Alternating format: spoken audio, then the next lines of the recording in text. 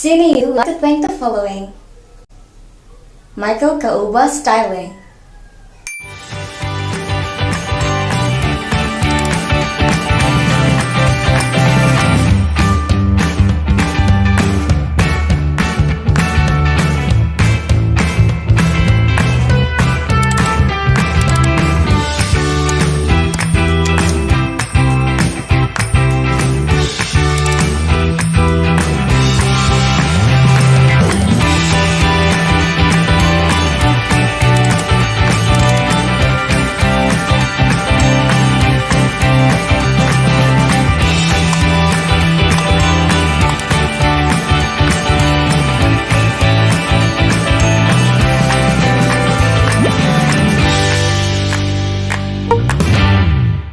Cine U in partnership.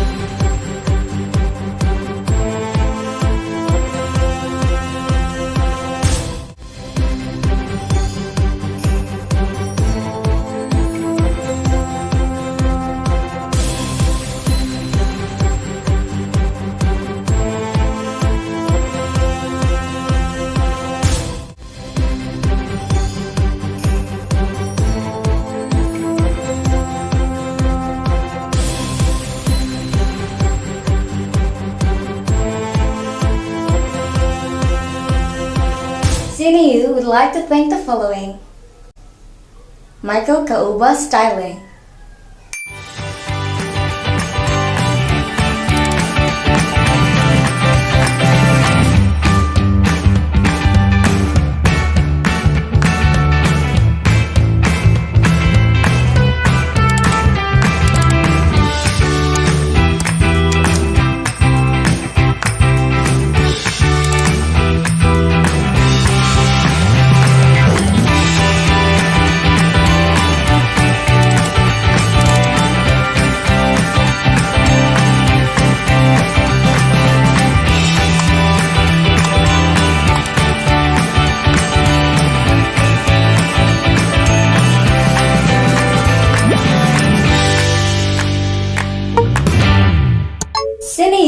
partnership of Alley Cat Studio.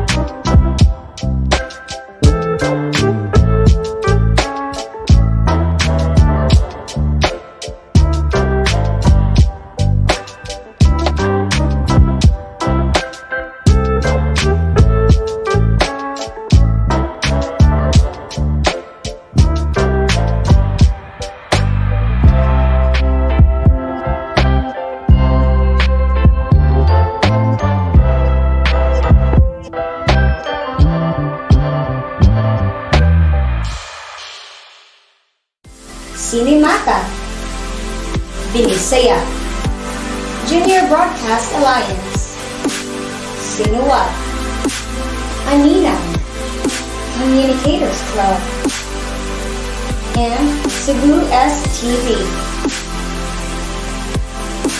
CINE U would like to thank the following: Michael Kauba Styling,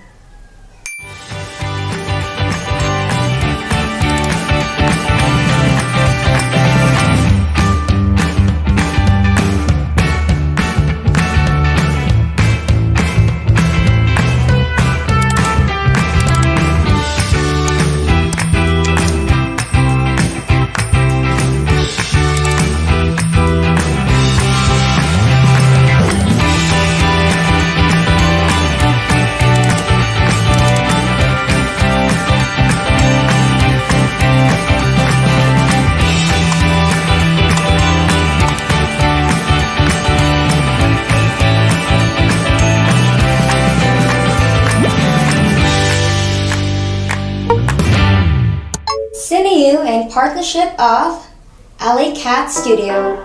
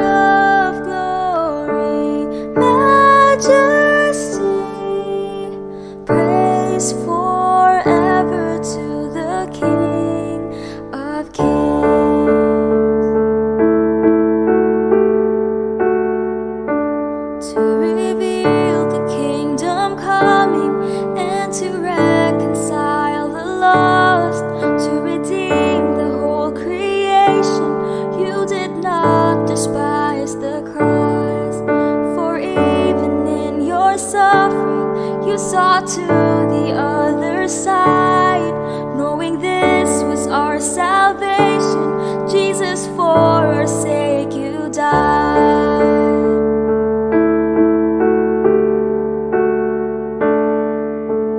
Praise the Father, praise the Son, praise the Spirit, three in one. God of glory, majesty, praise forever to the King of Kings.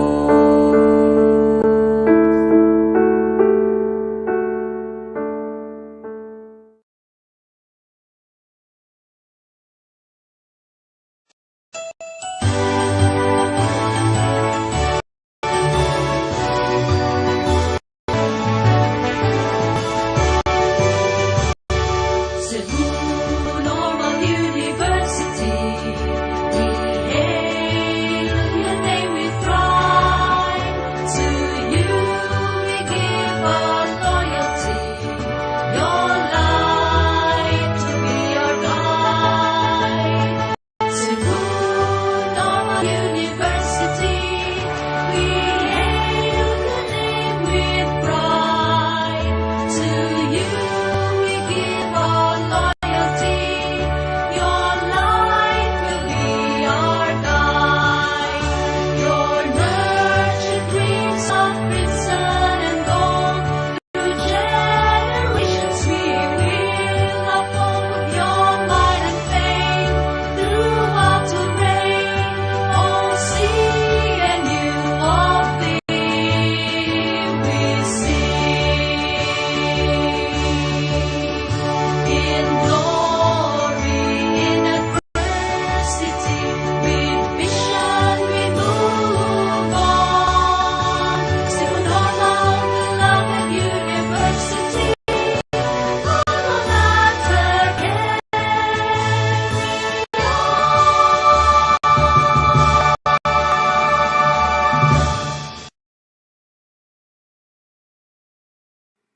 Lahit ng panahon karon, kalibutan ng kahimtang, sakit ang nakatayo.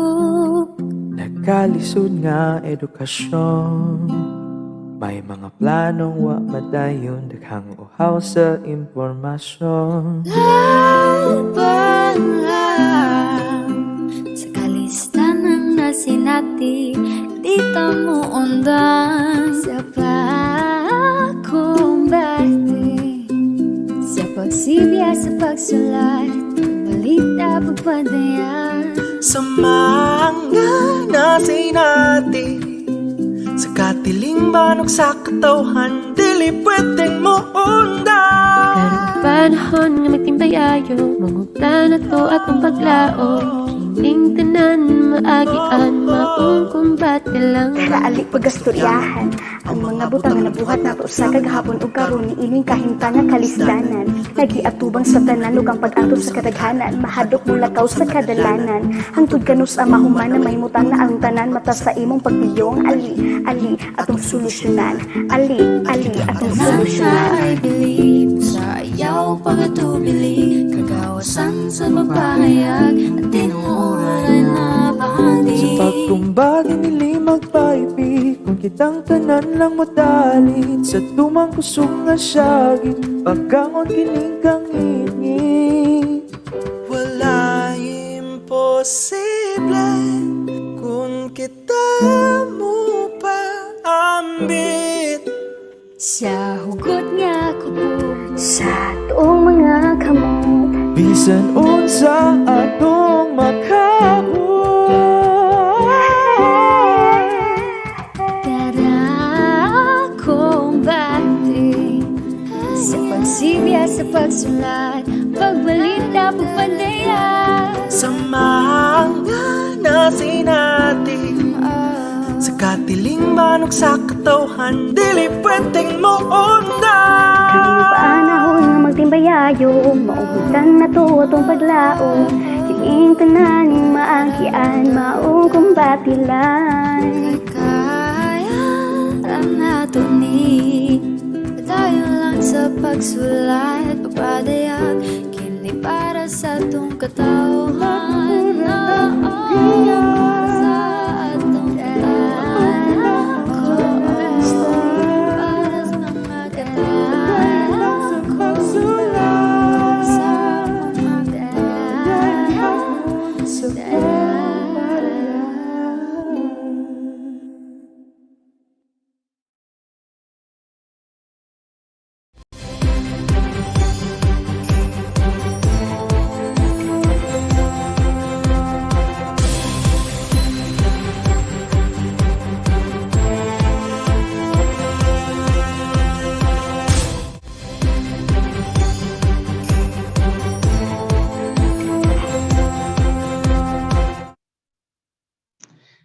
Good morning, Cine-mates! Hello! Hi! Kumusta? Annyeonghaseyo, ni hao, ciao, hola, sawadi, ug maayong adlaw kanatong tanan. This is your day to host Lawrence Pareha from Bachelor of Arts in Communication, major in Film Media 3. And hello, Cinemates! An exciting morning to all of you. I'm the newest face of the town and your one and only Chinita host for today. Together with Kuya Lau, I am Trisha Dominic Verzosa from Bachelor of Arts in Communication, major in Film Media too. All right. Wow, hello Ate Trish. Hi, Kuya Kamusta? Lau. Good morning. O, 'di ba? Ang ganda ng umaga natin.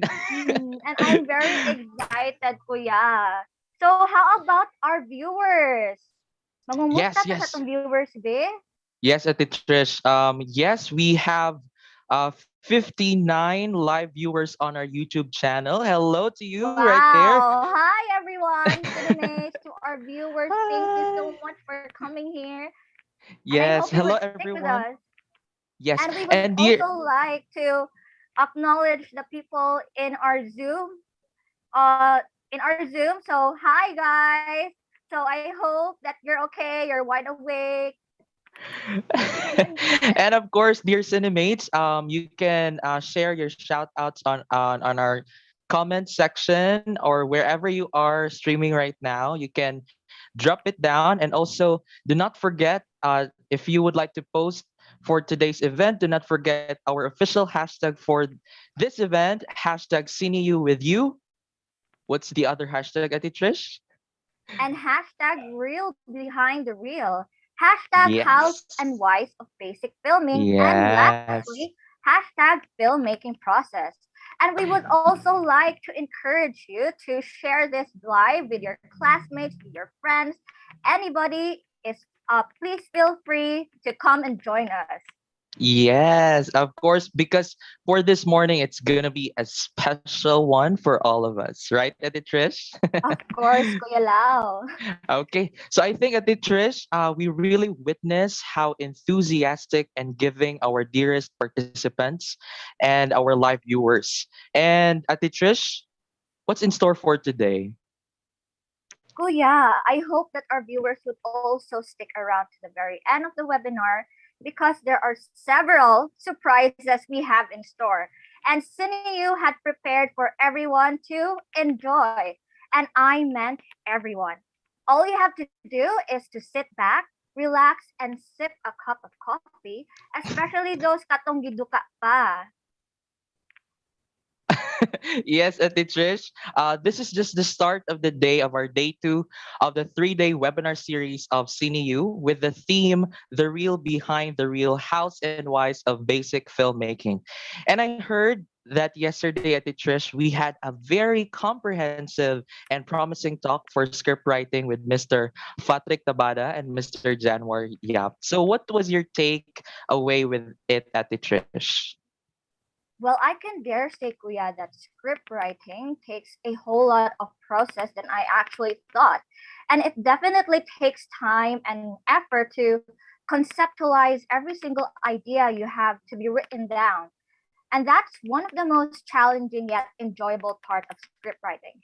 How about Kuya Lau? For me, I think script writing it's really an amazing process. Like if if you're really into writing, and then I think all of us would can write stories that would really impact lives of other people, and that's the best thing that we can share to our dear cinemates and the people around us, because the stories that we are going to share would we really don't know if they would be inspired onto it. So I think yesterday was very amazing.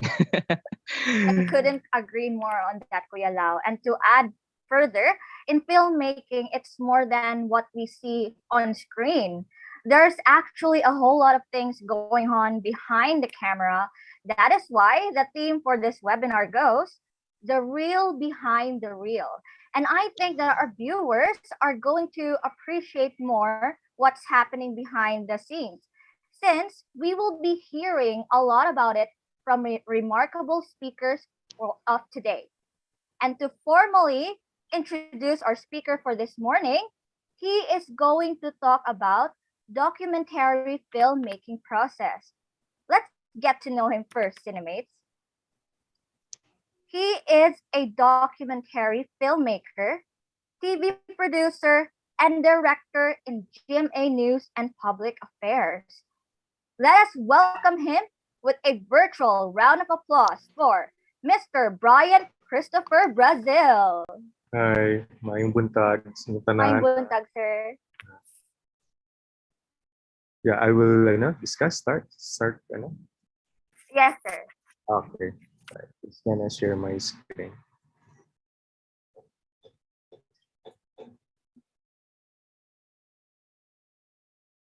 Yeah, you can see now. All right, so I'll be discussing about my process in documentary filmmaking. Bali, I started sa TV. My background ay TV talaga. As a producer, I started as a production assistant. Then I became a researcher. Then I became a producer. Then in 2011, I started, or 2016, but sometime around then, I started doing independent documentary filmmaking. So so generally my background is mainstream media, but I exposed myself in independent filmmaking. So yung discussion ko later is kind of mix of mainstream, how ano yung process ng documentary filmmaking sa mainstream media, and what is the process naman din sa independent filmmaking. So yun, when I got an invitation from Cebu Normal University, I'm kind of surprised because this is my first time to speak in front of my fellow Cebuano. I studied in Cebu before, so Cebu has a special place in my heart because I grew up there. So I did a documentary film about Cebu. So later on, you will see some very familiar story in Cebu. So, all right. So yeah, yung docu production. Yeah, just a disclaimer lang. This is my process. Maraming documentary filmmakers has a different creative process in terms of producing a documentary. So yun. Documentary itself is kind of hard to produce compared sa fiction. I know fiction is hard too, but it's kind of hard in a way na hindi mo kasi na-direct yung character mo. So hindi mo siya malagay sa situation na gusto mo. Siguro yun ang difference, yun yung point ko doon na medyo mahirap siya in terms of that kind of style. But documentaries, sometimes they use it to pass a law. May mga documentary na nagamit para makapag-create o draft ng batas at maging ma-legalize siya o ma-institutionalize yung mga issue o kaya mga policy. So, yun yung isa sa power ng documentary. Sometimes they use documentary to spark or to create a conversation regarding sa issue. Kasi yung documentary very straightforward. Hindi siya nagsisinungaling eh. Kung ano yung nakikita mo, as is siya. So yun yung power ng documentary. Kaya siguro nag-invest na ako ng time. I created parang a niche about documentary since 2007. So quite long na rin yung experience ko sa paggawa ng documentary. Sometimes they use documentary also to see things in a different perspective. Kasi may mga bagay na kapag nakikita natin na lagi, nagiging normal na siya at tama. So nabubulag na tayo sa mga issue kaya sa mga bagay na pag nagiging normal na sa atin. And documentaries has the power to take out that kind of blindfold sa mata natin para mawala yung pagkabulag natin. Diba? So later on, maybe I will discuss that, yung ganyang thinking. Yun. Documentary itself sa Pilipinas, it's for them, based on my experience sa mga naririnig ko, for TV. Sa TV lang yan napapanood eh. And it is free, diba? Sa free TV. But documentary itself is also a film. Yun lang yung nakakalimutan natin minsan tignan. Hindi lang din siya sa telebisyon napapanood. Maraming pelikula na dokumentaryo yung estilo ng yung style ng pagkukwento. So yun yung siguro yung advantage ng pag-create ng documentary. You have that kind of power. You can create an impact sa community mo or even sa bansa mo. Impact in a sense na, yun nga, nawawala yung pagkabulag ng mga tao, nagiging bukas yung mata nila sa different perspective. So, yun. I don't have a deeper definition of documentary. For me, documentary is about reality. It's about fact. It's about truth. So usually ganun ko dinedefine lang siya, parang in the simplest form. Documentary cannot be objective. Diba, laging turo sa atin maging objective, laging style natin maging objective. Documentary is not. Hindi siya magiging objective in any sense. Kasi nga may sinusundan kang bida, may sinusundan kang character. And by following that kind of point of view ng character mo, it's subjective. Diba? So, yung documentary has 3 process. So, merong pre-production. If you're taking film, I heard film major kayo. If you're taking film, merong pre-production. Sa pre-production, may research. You do your research, your data gathering, your information or literature. And then sa story development, you're looking for a character, sino yung bida ng documentary mo. And then planning, budgeting. So, nasa pre-production yan. And then sa actual production, ito yung directing, nag-troubleshoot ka ng mga bagay-bagay, mga problems sa field. And then sa post-production, ito yung paper edit, nagsusulat ka ng script mo, kung ano yung gusto mong makita or ano gusto mong sabihin, sinusulat mo dun sa paper edit mo. Sa post-production, and then rough edit, sabihin nagka-cut ka na ng mga videos. And then master edit, nagsa-sound design ka na, nagka-color grade ka na, pinapolish mo na yung cuts mo dun sa video mo. So, always remember na yung 3 stages ng production. So, better if you have a good foundation. So, good foundation means you have a good research, you have a good story development plan, and then you have a good character dun sa story mo. Okay?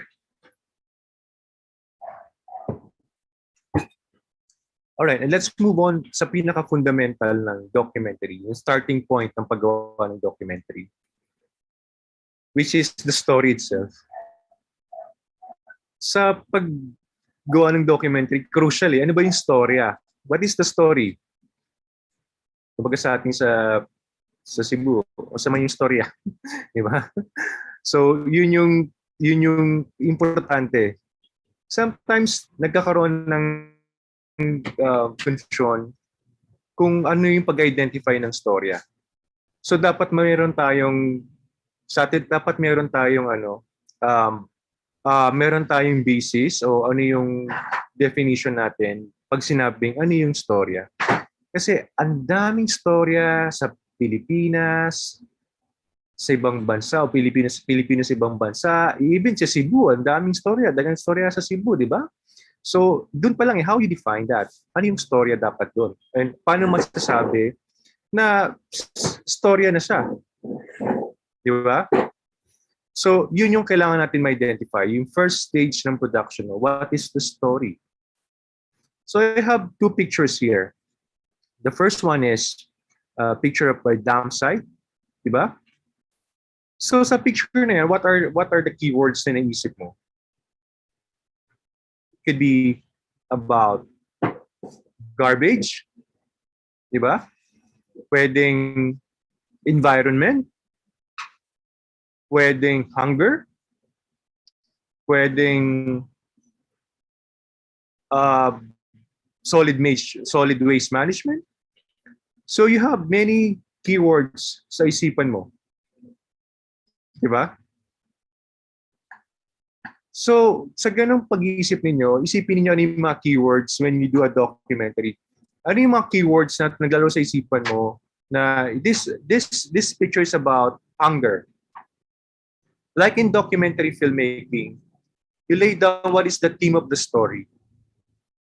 The theme or theme of the story. What is the theme of the story? The theme of the story is about hunger. Okay? And then as you can see sa right side of the slide, dalawang picture ng babae nagkakalkal ng makakain. So, yan yung sinasabing story. Doon pumapasok yung story. Alright, disclaimer, this is my process. Ito yung estilo ko. Ito yung sinasabing storya. Ang storya ay tungkol sa dalawang babae na nagkakalkal ng mga basura para may makain sa loob ng isang araw. So you have to identify kung ano yung tema, what is the theme of the story, and what is the story all about. For example, ang tema ay tungkol sa basura, gaya na sinabi ko kanina, ay gutom. Ang storya ay tungkol sa dalawang babaeng nagkakalkal ng makakain sa dam site ng Payatas. So that's the story. Okay? So you know na what is a theme and what is a story. If someone asks you what is your story, you will not say it's about hunger. My story is about hunger. My story is about poverty. That is not a story. Hindi pa siya storya. Pero if you ask them, my story is about dalawang babaeng nagkakalkal ng basura sa dam site ng Payatas para may makain sa loob ng isang linggo simula nung magkaroon ng lockdown. That is your story. Okay? So you have to identify that. Kailangan marunong na kayo mag-weigh kung ano yung story, ano yung theme. Kasi nagkakaroon lagi ng confusion doon. Whenever I ask someone, what is your story? The story is about hunger. Alright, that's not your story. That's your theme of your story. I am looking for the story. So you know that, okay? How about this picture? What can you say about sa picture na nasa letter A? Ano yung mga keywords na nag-run sa mind mo? Diba? So, pwede mong sabihin na it's about disaster. Pwede mong sabihin na it's about typhoon. Yeah, nababasa ko yung chat ninyo. It's about loss of livelihood. It's about climate change. So, yung mga words na naisip niyo is the theme of your story. That's the theme of my story. For me, the theme of my story is about climate change. How about sa letter B? Ano yung sumasagi sa isipan ninyo? What comes in your mind about this picture?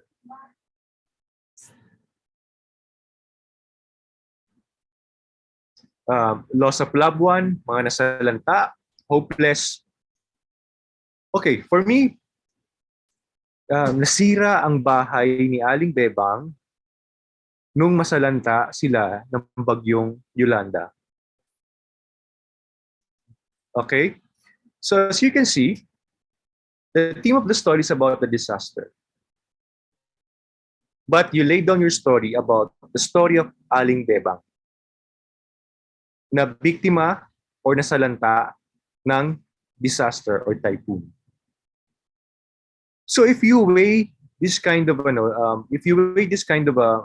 these examples, I mean, if you see the common denominators example, what is the story all about? Lagi. The story is all about humans. Ang story lagi patungkol sa tao. Human experience. Our lives sa bundong ito. Our lives in this world. In documentary, we document human experiences. Ino-document natin yung mga nangyayari sa buhay natin sa mundo. So what if about animals? So that's not the story? Yeah, you can still do a story about animals or environment. Pero may human connection pa rin tayo sa animals and environment, di ba? So you always look for that. You always look for the human connection. You always look for the human experience. Yun naman kasi yung pelikula eh. Nanonood tayo sa sinihan to see human experiences. Even Squid Game pa yan, di ba? Paano nga ba malubog sa utang? That's the tema. Pero mas nahuhook tayo kung ano yung magiging experience ng mga characters natin sa mga characters sa Squid Game. So that's filmmaking. Okay, that's clear. If you have questions, I think we have Q&A later. So that's the fundamental part. You should know how to define your story and what is the theme of your story. Kasi you know the story, sometimes may confusion din. You know your story. Story ni Brian Brasil sa pagising sa umaga. But what's the theme of the story? Ano ang tema ng kwento ni Brian Brasil sa pagising sa umaga? Diba? It is a simple story about pagising sa umaga, but nahihirapan siyang makatulog dahil because of the mental health issue or something or anumang issue. So, na-lay down mo pa rin yung tema ng storya mo. Okay? So, if you do a documentary, you always find the human experience and the human connection. Kasi, di ba sabi nila, may tatlong bagay lang sa mundo na nagkoconnect ng mga tao. Even if hindi tayo magkakapareho ng language, or even if hindi tayo magkakilala o magkakapareho ng background. What are those? Music? Makikinig nga kayo ng K-pop, for sure. Kaya di nyo naiintindihan yung lyrics eh. But you're connected with the Koreans. What else? Mathematics. People from Europe, people from America, they can do 1 + 1. Diba? And the last one is film. Nagko-connect yung film sa tao. Diba? So, as I mentioned, nung Squid Games, for sure. So, yun yung power din natin as a filmmaker. Kaya natin mag-send ng message, mag-connect sa iba't ibang tao through our film. So always remember that you have that kind of power. Okay? Okay. So, ang tema o numero ay bahagi lang ng kwento. So what I mentioned, ang sarili o ang tao, ang kwento. Kunyari, sinabi mong 10 bata ang nagugutom sa bayan ng ganito. The 10 bata is the tema of your story. Pero, Si Brian Brazil ang isa sa bata na nagugutom sa bayang ito. So that's the story. All right? So you know how to define na and how you differentiate yung mga bagay-bagay. And the next question, so the first question ko, what is the theme and what is the story all about? My second question is always, whenever you do a documentary, why you're doing that story? Bakit mo ginagawa yung story na yan? Most especially for documentary. Kailangan mong hanapin yung purpose mo why you're doing that. Because filmmaking itself is not easy. Magastos, you invest time on it. Minsan pati yung isip mo, masyadong nabubugbog because you have to think a lot, think about the production, you have to think the budget, you have to think everything. So you have to find your purpose in doing your documentary. This is my three usual na purpose na sinasabi ko lagi whenever I do a documentary. I do documentary because it's timely. Napapanahon siya. And it is time for me to document this. Okay, napapanahon. Kailangan mo i-document. Isipin niyo yung documentary parang photo album sa bahay. Di ba? Sabi nila, ang bahay na walang photo album, walang memory. Wala kang identity. Wala kang idea. Hindi mo alam yung pagkatao. Kasi wala kang memory eh.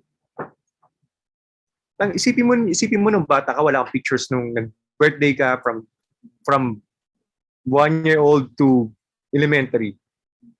You will not remember anything. Blurred siya sa isipan mo. Di ba lagi nang sinasabi, important ang documentary sa Pilipinas because if you see Philippines without a photo album, parang wala tayong memory ng ating mga sarili. So, like that. So, kailangan mo i-document yung mga napapanahon na bagay, yung mga important events sa buhay natin bilang Pilipino. Okay? So, yun yung example ko doon. Photo album. So, you're creating a photo album para in the future, maintindihan nila, ganyan pala sila namuhay ng panahon ng 2020 something. Ganyan pala yung buhay nila. Diba yan? Yung damit nila, yung haircuts nila, ganyan pa. At least naintindihan tayo ng future generation natin. Kung paano na tayo mag-isip sa panahon ngayon, at kung paano tayo, o ano yung nararanasan natin sa panahon ngayon. Yung sinasabi ko, di ba? Nagkakaroon ka ng identity. Nagkakaroon ka ng pagkakakilanlan sa sarili mo. Like photo album nga. And the next one, yung lagi kong sinasabi ng purpose, I do documentary kasi kailangan siya mapag-usapan eh. Kailangan itong makita ng mga tao para mapag-usapan nila. Di ba? Uy, may nakita akong ganitong video. Grabe, no? Sometimes, diba, sa TikTok, sa YouTube, or sa Facebook, nakakita kayo ng picture, nag-react kayo, then pinag-uusapan nyo na siya. Kasama na siya sa mga huntahan ng mga marites. Di ba? Sa true video lang. That's like a documentary. Uy, may napanood akong ganyan. Grabe. Ganun pala ginagawa nila sa mga ganyan. Nagkaroon sila ng ideya na ganun pala yun. Okay?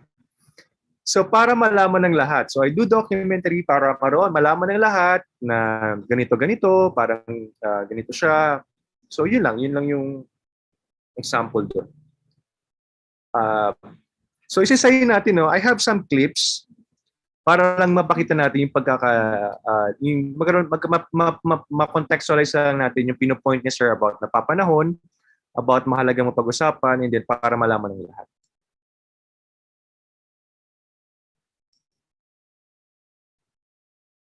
Okay, I did a documentary for Eyewitness. It's about the story of the war on drugs of the government in 2016. So, tungkol siya sa mga namamatay nung panahon ng war on drugs. Pero, ang tinignan namin dito ay kwento. So, ang tema ay tungkol sa war on drugs, ha? Pero ang kwentong napili namin ay kwento ng isang nagtatrabaho sa pulinarya at kinukuha niya yung mga nabibiktima ng war on drugs. So I have the tema, so I have the story, and then I have my purpose. So my purpose ko is, this is timely. Kailangan mapasama sa photo album.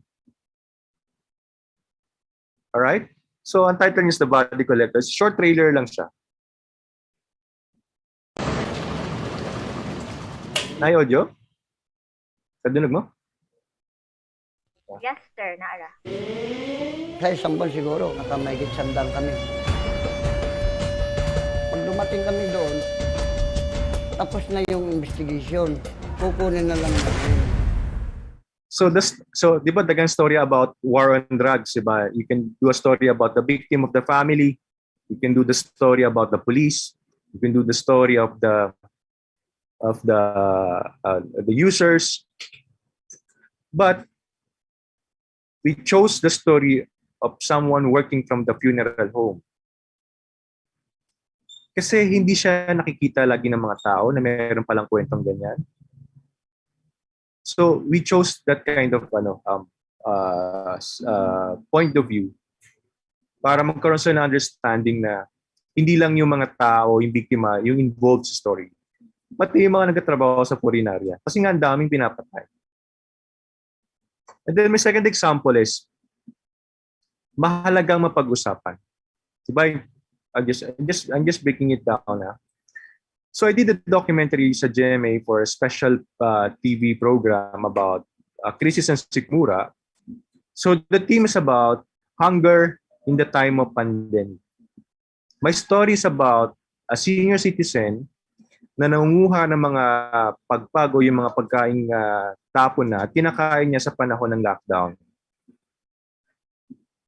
Okay? So isipin natin, during pandemic, there's a virus na kumakalat. And then yung virus kumakapit sa mga kinainan natin, sa mga ginagamit natin. And there's an old man in Manila na kinakain yung kinainan ng mga tao. So you didn't know kung merong virus nga ba yun o wala. So we did this with the purpose na mahalaga siya mapag-usapan. To the point na marami pong nagugutom na tao sa panahon ng pandemya. So this is a short clip lang.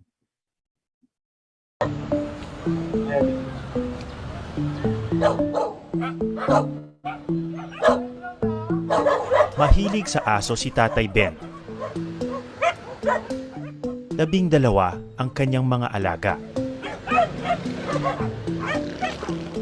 Sa isang munting dampa sa Tondo, Maynila, halos tabi-tabi na silang naninirahan. Pero hindi lamang espasyo ang kanilang pinagsasaluhan.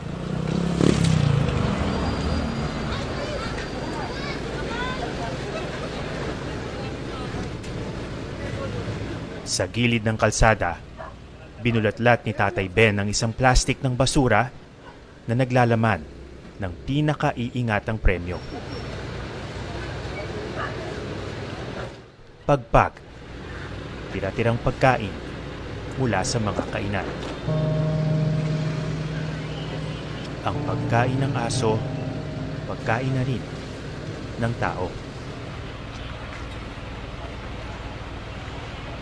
Ito, sa aso. Ito, sa amin. Hindi pa po babulok yan? Hindi ho. Dahil, kuwan pa lang, dumating pa lang ho, yan kanina. Kinakain niyo pa po yan? O meron, doon nga, pinaluto ko na. Kamusta po yung lasa? Masarap para sa akin. Walang hindi masarap sa akin. May audio? Okay. So the theme is about hunger in the time of pandemic. And the story is about an old man. Diba? Nanunguha ng pagkain, ng mga tirang pagkain sa panahon ng pandemya at panahon ng lockdown. So imagine that, kinakain niya yung makinainan ng mga taong may posibleng may virus or I don't know. So, ang point namin is just not to expose yung ginagawa ni Tatay. Our point as a filmmaker is to create a conversation, to spark a conversation that it is happening. And it is alarming. The point is, maraming nagugutom sa panahon ng lockdown. And someone must do an action about it. Okay? So yung third purpose is para malaman ng lahat. So gumagawa kami ng documentary para ma-inform ang lahat na nangyayari to, na mayroong ganito. So I did a documentary sa Eyewitness. It's a story about people with Down syndrome. Diba, yung mga may Down syndrome, masyado silang kinakahon na they cannot work. Just nasa bahay lang sila dapat, hindi dapat sila lumalabas. But in our documentary, napakita namin na okay, they can do what others can do. Kaya nilang mag-work. Kaya nilang sumakod. Kaya nilang mabuhay sa sarili nila. This is to inform other people or to inform the majority of the Filipino people that they can perform as same as others. Okay. But there's a meaning on it. Di ba? Pag pinapanood mo, kaya pa nila magtrabaho, kaya nila mag-ano. So yun yung purpose ko lagi. So yun yung basic kong purpose kung why we are doing documentary. Okay, next. There's a stereotyping in documentary, and I guess baka ganun din yung naisip niyo. Ang documentary laging seryoso, laging malungkot, laging after mapanood, ang sakit naman sa dibdib na pinanood ko na to. But documentaries can be happy also, can be entertaining. Pero wag niyong kakalimutan yung theme and then yung major issue dun sa story mo o yung kwento mo. Pwede siya maging masaya. Okay, wag lang natin siyang ikakon na masakit sa dibdib at ang hirap panoorin. So, ibag natin isakahonin din ha. So, documentaries can be happy and entertaining too. Ha? Kailangan lang humanap ng mga character. Wala lang akong example. But maraming documentary ganyan. Masaya panoorin. And the next question, so meron ka ng question about the theme of the story, and then meron ka ng story itself, and then you know your intention. The next question you ask yourself when you do a documentary, sino yung magkukwento? Sino yung dapat magkwento nito? Ako ba? Ibang tao ba? Ang tawag doon sa nagkukwento ay bida. Sino yung bida ng storya? Okay? Isa man ang imong bida sa storya nimo. We ask that. Then just the next question. I have a documentary in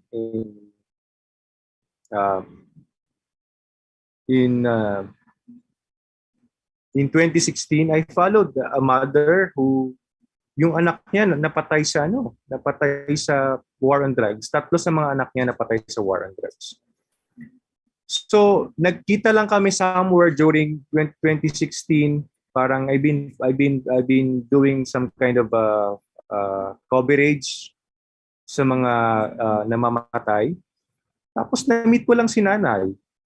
Sabi niya, 3 yung anak ko napatay. Sabi niya, 3. Ganun niya talaga ako, 3. So I met a lot of victims during that time. Pero si nanay pa rin siya yung pinaka nag-strike sa akin eh. Kasi nga, 3 yung anak niya. Nawala in a span of 6 months.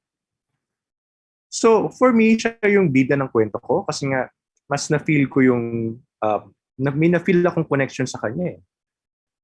May na-feel akong ganung enthusiasm sa buhay niya. And then the other one, I have a story in Cebu, the dance sport capital of the world. So I met 2 kids in Cebu City. So I followed the story of the dance sport kids in Cebu City because I'm from Cebu. I understand the language. But for me, I realized that there's a story in it. Kasi some of these kids are from the not so privileged family. Pero yung sinasayaw ng mga bata, pang mayaman. So nakita ko yung irony of the story na the not so privileged kids doing the dance of the elite. So I made point of view as a filmmaker. So na-interest ako sa kanila, I followed them. Itong documentary ko about kay nanay, so I've been following her since 2016 up to now. Mga 5 to 6 years ko na siyang sinusundan sa buhay niya.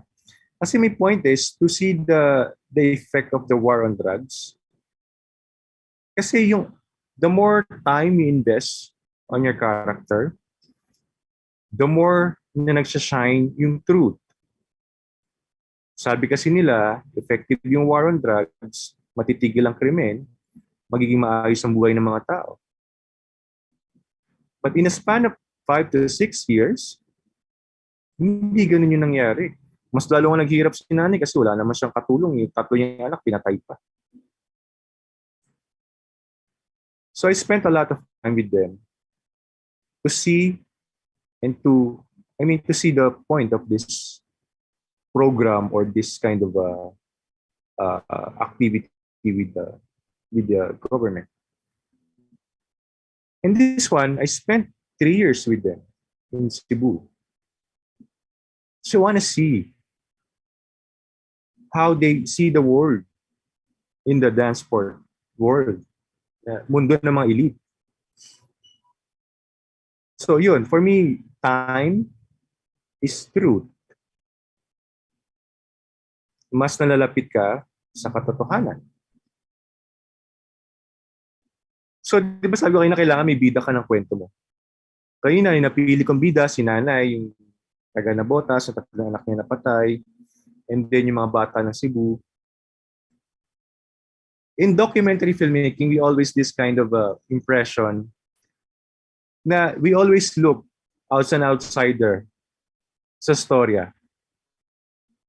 Ay, gagawin ko tong storya ng kapitbahay namin kasi mukhang maganda.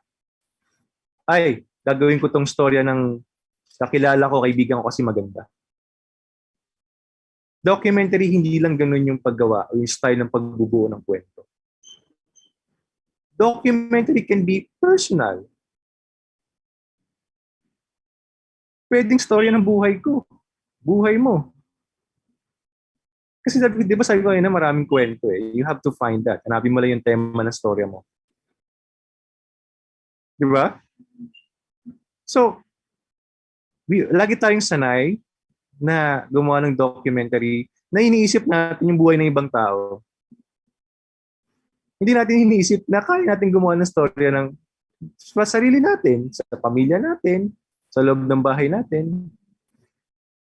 Sometimes, the more personal stories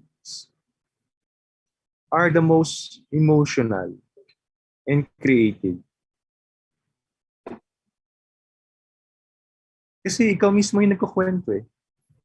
Mas alam mo yung storya. So, yun. Ang bida can be personal. A bida can be a second person point of view. Kaya kinakwento mo yung kwento ng ibang tao, ay ng kapamilya mo, mga mahal mo sa buhay, that's second point of view. And then yung pinakasanay tayo, yung third person point of view. Lagi tayong tumitingin sa ibang perspektibo, sa ibang buhay. Okay, na ako example dire sa personal documentary. It's a story about 2 friends na nakasaksi ng krimen in Italy. And then the title of documentary is Selfie. They use their cell phones. They use their phone to tell a story.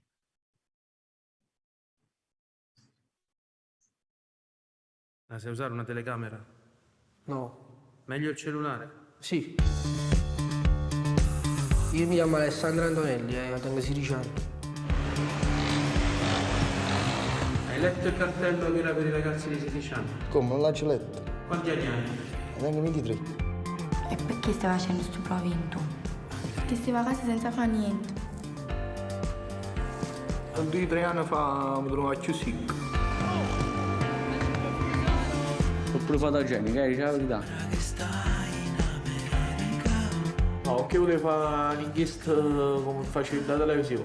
Proseguono le indagini sulla morte di Davide Bifolco, il 17enne ucciso da un carabiniere a Napoli nel rione. Questo è un processo che fa la formica contro l'elefante. Noi siamo la formica e lo stato è l'elefante. L'hanno sparato e è morto.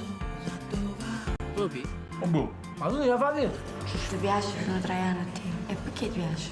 Perché sono nato qua. Guarda qua, la stanza in un boss. E tu fossi un boss? Ma secondo te, a Fusilli, un quartiere ricco, potessimo mai venire ad abitare qua? Ma ovvio, impossibile. E poi Gaietti continuiamo a essere compagni sempre. Kung David So, using their cellphone, nakapag-create sila, nakapagkwento sila ng storya nila. So the team could be the adult, a childhood, teenage years, and then how they define their world. So yung story nila dun sa nakita nila. So, yun na, documented can be personal. Pwedeng ikaw mismo yung nagkukwento. And then the other one, I have this kind of the second person point of view, which is a story of a high school student. High school ang gumawa nito, high school student. Kinukwento lang niya yung story ng tatay niyang security guard ng panahon ng lockdown. Okay, tanawan na to ha. Maganda ng mainit na tubig at magsaing. Tanging magagawa ko bago dumating si Papa. Di magkaon naghagas si Chuchu, alam na kung sino ang nakita. Diyan nakakit si Papa. Masyado kasing matapang mga aso dun sa mismong daraanan niya. Isa siyang security guard at ang pinabantayan niya ay opisina ng pest control. May ilang kilometro din ang layo mula rito sa bahay. Straighten ang duty dahil malaylayo ang lakaran. Kahit na di patas ang agency, no choice. Naking hazard pay. Dahil sa edad na 55, iilan na lang ang kukuha sa'yo. At ngayon, susulitin ng isang araw para makapagpahinga. Panibagong araw, panibagong hamon na naman ang haharapin. Maghahanda para sa buong araw ng paglilingkod. Maglalakad na naman ng malayo papasok. Tunay na hindi matatawaran ang serbisyo ng ating mga doktor, LGU, sundalo, sa panahon ngayon ng krisis. Naalala ko tuloy ang tanong ng aming professor ng online class. Sino rito, frontliner ang parent? Nakalimutan ko ang lahat ng empleyado na hanggang ngayon ay nagtatrabaho. Ngayon ko lang napagtanto. Frontliner din pala ang parent ko. The story is so simple. Kinakwento lang niya yung buhay ng tatay niya during lockdown. And then pinag-usapan na nakawalan ng hazard pay, kawalan ng, yung threat of the virus kasi nga nagtatrabaho siya. Pero yung story ay telling the story of the second person point of view ng tatay niya. Okay? And then puro phone lang yung gamit niya doon. Pinakwento lang niya ng puro cellphone. Tsaka di ba nakita niyo yung intimacy of the story? Yung closeness of the story? Nagkakaroon siya ng emotion, di ba? After mo mapanood, oh wow, yun pala yung pinagdadaanan nila. So, that's the second person point of view. Okay, the last one is, alam niyo naman ito. Sanay naman kayo, yung third person point of view. We always look at the story as an outsider. So, I did a documentary for Eyewitness again, and then pumunta kami ng Bangladesh to cover the Rohingya crisis. Ito yung mga pinapersecute from Myanmar, pinapalis sila kasi they are not citizens of Myanmar. So tumatawid sila ng border. And as filmmakers, we are not from Bangladesh and I don't know much about Myanmar and the Rohingya crisis. So magbabasa ka pa, mag-immerse ka pa para maintindihan mo lahat talaga. Okay? So this is the example or short trailer.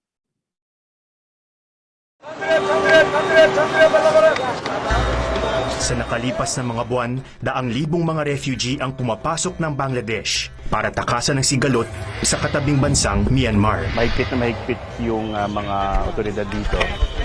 Naka-turn off muna yung camera. Ngunit kahit sa malayong lugar na ito, may mga Pilipinong sumusuong sa matinding panganib para lang matulungan. Silang kinalimutan. Okay, medyo mahirap siyang gawin. Kasi as I mentioned, di ba, outsider kami sa storya. You need to read a lot. You need to talk to a lot of people. You need to immerse. Kasi ang layo namin sa storya eh. Hindi namin sila kilala. So, di ba sabi ko kanina, yung advantage mo if you're doing a personal documentary, you don't need to immerse. Because nandun na siya eh. Ikaw na yung nagkukwento eh. And the second person point of view, yun na yung story mo. I mean, kung nakikita mo sa mga mahal mo sa buhay. And the last one is really hard to create, to produce. Kasi nga outsider tayo lagi. At ito yung lagi pinapanood natin, di ba? Laging sanay tayo sa mga ganyang documentary. Yung lagi tayong outsider dun sa storya. But sometimes, yung mga personal din, yung mga yung mga TV programs, gumagawa din ng mga personal, yung mga host nila, nag-immerse, di ba? And then they're doing a story of their experience.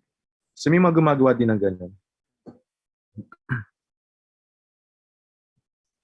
So always remember, your bida is the entry point of your audience. Kung first person yan, second person yan, or third person point of view yan, your bida is always the entry point. Siya yung pintuan para makapasok sila. Di ba pag nagawas ka ng Squid Game, di ba minsan na-excite ka sa bida mo, ano yung mangyayari sa kanya? Matatapos ba niya itong challenge o hindi? Nagkakaroon ka ng connection with your bida, with the bida of the film. So doon tayo nag-i-invest ng emotion, doon tayo nag-i-invest ng time, at excitement minsan. So always find your right bida. Okay? So yun yung lagi yung isipin niyo. Alright, so meron ka ng tema, meron ka ng storya, meron ka ng purpose. The next question is, paano siya tatakbo? Paano mo na siya ikukwento? So my style is always like this. You should have an end goal. Kailangan yung bida mo may goal siya. Like for the Squid Game, kailangan niya matapos yung challenge para makasurvive siya. Or kailangan niya kailangan niya makalusot sa mga challenge. May mga goals silang ginagawa, di ba? Like in documentary filmmaking. Ganun din, may mga goal din yung bida natin. O goal nila makakain ngayong araw. Goal nila makapasok sa school. So yung journey na yon para makuha ng bida mo, yung goal niya, doon lumalabas yung documentary filmmaking. Ito. Diyan lumalabas ang galing ng isang documentary filmmaker. Para ma-achieve niya yung goal na yon, ano yung kailangan mo ma-document? Pwedeng pangarap niya, desire, or dreams, aspirations, or revenge, or good revenge. So always remember, sa journey towards achieving the end goal, papasok yung documentary filmmaking. Doon pumapasok yung mga documentary filmmakers. Diyan lumalabas ang pagalingan ng mga filmmakers. Okay? Ang goal pwedeng maliit o pwedeng malaki. So ibig sabihin, hindi naman laging malaki. Kunyari, si Brian Brazil, pangarap niya maging presidente. So hindi naman laging ganun malaki, di ba? O kaya si Brian Brazil, pangarap makakain ngayong araw. So marami tayong goal na nilalay down sa buhay natin. Same as a documentary. And as a filmmaker, you have to find that kind of goal. Kung ano yung goal na gusto ma-achieve ng bida mo. At yun ang susundan mo. Ayan, kapag na-interest ka sa goal ng bida mo, ang story ay maganda. Okay? Kailangan ikaw mismo sa sarili mo, ang gagandahan doon sa goal or storya mo. Kasi pag hindi ka na-convince doon, mahirapan kang gawin yan. So ito yung storya ko. Yung mga bata sa Cebu, pangarap nila mag-champion sa World Dance Sport Competition. So, ma-achieve kaya nila yung goal na yun. Alright. Tanawa akong video clip, ha? Hi, audio.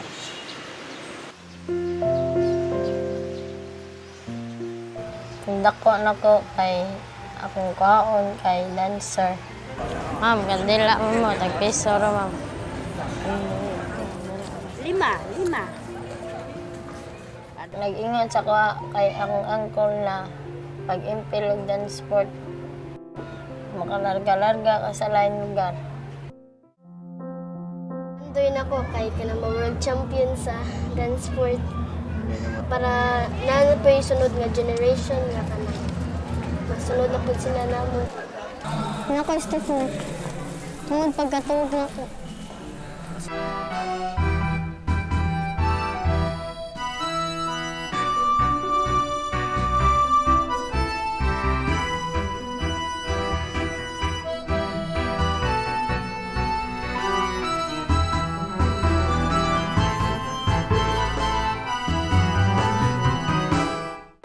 Nya, natarog.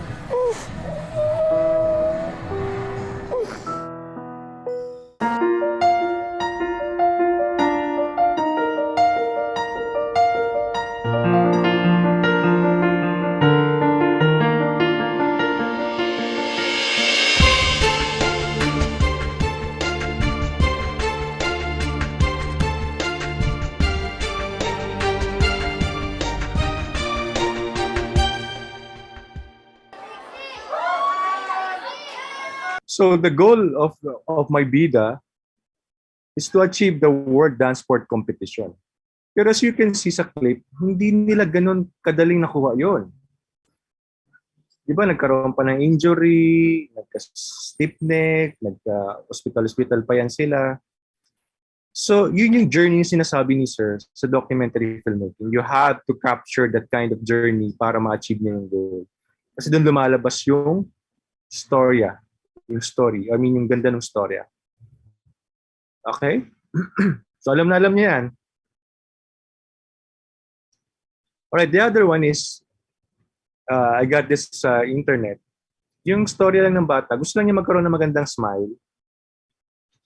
Ma-achieve ba niya yung goal na yun o hindi? Okay, let's see this one.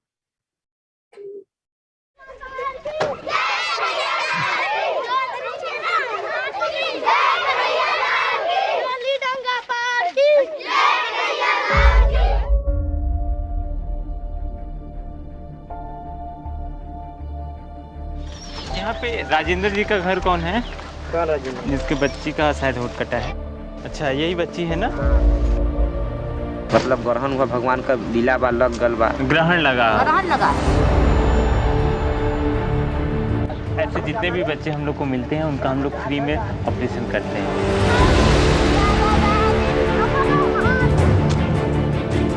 अरे हमारे कपारे का बोझा उतर जाए बाबू। हम सोचते थे कि हम ही के खाली सिर्फ बच्चा ही।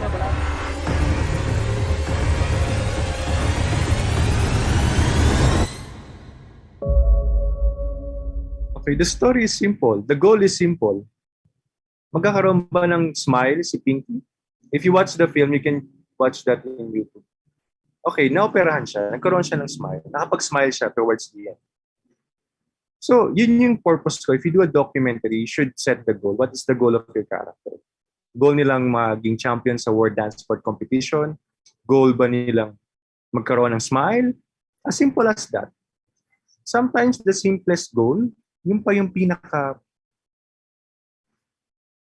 intimate, yung pa yung parang yung connection, mas personal.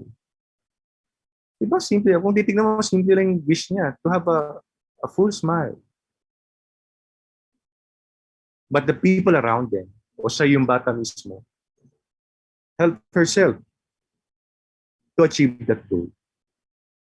And as a documentary filmmaker again, doon lumalabas yung galing ng documentary filmmaker. kung ano yung madadocument na yun para marating niya yung goal. Alright, so whenever I do documentary, gumagawa ako ng outline. So in-outline ko muna ano yung mga kailangan tunan, ano yung mga interview ko, interview questions, and then act and react. So ibig sabihin ng act and react, ayan, prepare an outline. Always prepare an outline kung ano yung mga kukunan mo. So, di ba meron ka ng tema, may storya ka na, may bida ka na, first person ba yan, second person ba yan, and then may intention ka na. So, ano yung goal ng character mo? So, lay down mo lahat ng mga questions na yun. And then, prepare an outline. Then, establish a report. Kailangan may connection na kayo ng character mo. I mean, meron kang access sa kanya. And then, interviews the foundation. Interviewin mo siya. But sometimes, I always do the second or third interview because the first interview, for me, is not so real. Kasi minsan na-intimidate pa sila sa'yo. Na-intimidate pa. So, yung second interview yung lagi kong ginagamit or third interview. So, yung act and react, pag sinabi ni sir na act and react, ano yung kukunan mo? Kunyari, I have example here na si Lolo Teofilo. Ang goal niya makatapos ng high school, senior citizen na siya. Yun lang yung goal niya, makatapos ng high school. Lista mo lang yung act and react mo. Pag sinabing act and react, what is the scene? What is the detalye of the scene? Kasi di ba, ang dami mong pwedeng kunan sa buhay ni Tatay Teofilo, pero alin doon yung kukunan mo? Like, pagising sa umaga, alin kukunan mo sa pagising sa umaga? Maghahanda ng baon, di ba? And then papasok sa school, alin kukunin mo sa kanya sa pagpasok sa school? Nag-recite sa teacher, or even, kunyari, graduation day. Sa dami ng pwedeng mangyari sa graduation day, alin kukunan mo kay Lolo Teofilo na connected dun sa goal niya na makatapos sa pag-aaral. Siyempre, kukunan mo yung pagbibihis niya ng toga, pagbibigay niya ng speech, di ba? So, yun yung mga kailangan mong kunan. Kasi, di ba, sa sobrang daming ginagawa ng character mo, ng bida mo, kailangan clear sa'yo ano yung mga dapat mong kunan kasi hindi naman pwedeng lahat yung kukunan mo lang. Di ba? Kunyari, sa pagising sa umaga, alin doon kukunan mo. Kunyari, sa graduation day, alin din kukunan mo. Ang dami. So, always remember kung ano yung goal and then isulat mo doon yung act, yung eksena, ano yung detalye ng kukunan mo sa eksena. Ganun ko siya pinaproseso. Okay. Sir, ang docu po ba dapat may voice over? Or walang voice over? Depende naman sa inyo kung alin ang mas gusto ninyo. Wala namang rule dyan. Pwedeng may voice over o walang voice over.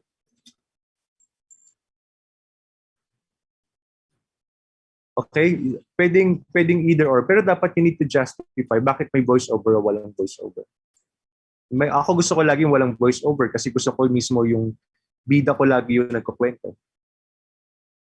Okay? Sometimes, yung iba naman gumagamit ng voice-over para mas lalo maintindihan daw yung storya. So, wala naman akong limitation dyan. It's up to you. Kailangan justified lang siya bakit mo siya ginagamit. Clear? Sir, paano na yung ending? So, di ba ang ending mo ay na-achieve ba niya yung goal o hindi? Pangit ba kapag hindi niya na-achieve yung goal? Or maganda rin siya na hindi niya na-achieve yung goal? Okay, it depends. Sometimes, yung mga hindi na-achieve yung goal, sometimes yung pa yung nagka-create ng impact eh. May kailangan pang gawin. Hindi nakatapos sa pag-aaral si Lolo Teofilo. May problema pa. May kailangan pang mangyari sa buhay niya. O may kailangan gawin. Kung sino man ang may kailangan gawin. Lahat naman ng pelikula, hindi naman good ending eh. Diba? Hindi naman lahat ng ending sweet, touching. Yung ibang hindi magandang ending, yun na naaalala niyo. Aminin ninyo. Yung final na naghiwalay sila, sino may si Popoy and Basha. Naghiwalay sila, di ba, sa pelikula? Yun ang ending, naghiwalay sila. It's not a good ending. Pero naalala niyo siya. Minsan kasi nararattle sila, sir, hindi niya na-achieve yung goal, anong gagawin ko? Wait, maybe that's a good ending or that's a more impactful or I'm not saying na dapat laging ganun ha. I-weigh nyo din. I-weigh nyo rin, okay? Ayan, the ending could be happy or sad. It depends on the turn of events. Kung na-achieve niya yung goal niya o hindi.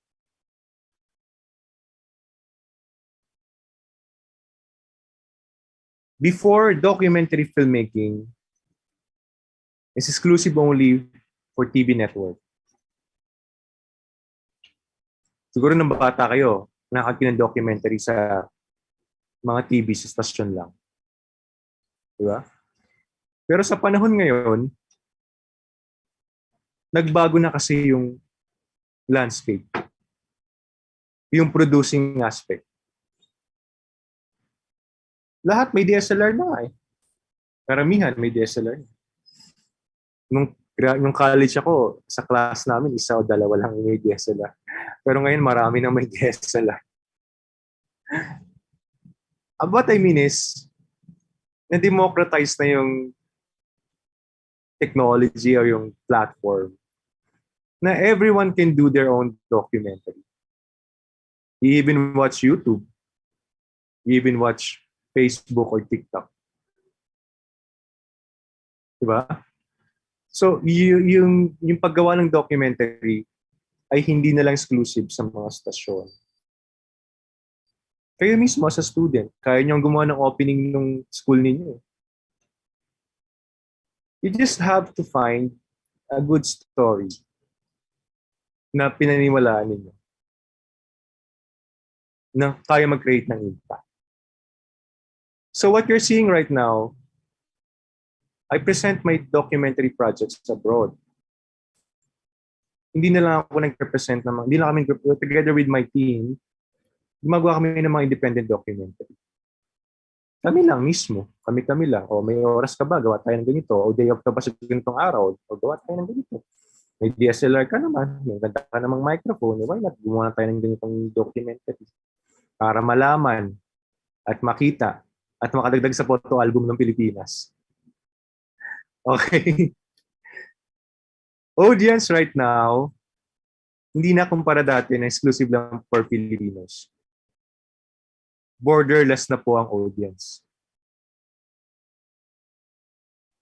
Because of the advent of Netflix, because of the advent of YouTube. Kaya mo na makarelate sa mga palabas ng mga Koreans, like Squid Games, kung ano mga Korean novelang pinapanood. Borderless na po ang mundo. In terms of and I'm speaking for documentary or for film. Kaya mo na mag-send ng message not just only within the Philippines, but across the world. And this is the era of content creation. Yung mga vlogger nga, lahat naging vlogger na, lahat naging YouTuber na. As a film student, you have to reflect kung ano ba yung gusto mong gawin or kung ano ba yung gusto mong gawing pelikula or intention sa buhay mo. For me kasi dito namin nakita yung intention, yung motivation namin. We want to do a documentary film that will record the memory of the Filipino people or somehow create a documentary that will create impact inside my country or outside or in the world. So yun, in terms of budgeting, kailangan yung humanap ng mga opportunities. Marami ng funding opportunities ngayon. Nagbibigay sila ng pondo if you want to create a film. Yung mga government institution, meron na silang mga program for students, program for filmmakers, like Film Development Council of the Philippines, National Cultural Center of the Philippines, NCCA, National Cultural Center of the NCCA, yeah. So hanapin nyo lang yung mga funding opportunities. And nagkakaroon ng support ngayon kumpara nung unang panahon. Noong dati. So yan, ito yung story ko sa Cebu nung pinalabas siya sa TV sa Japan. Pinalabas siya doon. So yun, nagkaroon kami ng opportunity to work with the Japan TV broadcast, with Korean TV broadcast. Yun. Sa Cebu maraming story yan. Ako sa ato, dalang story diya. Okay, so yun lang, hanapin ninyo ha.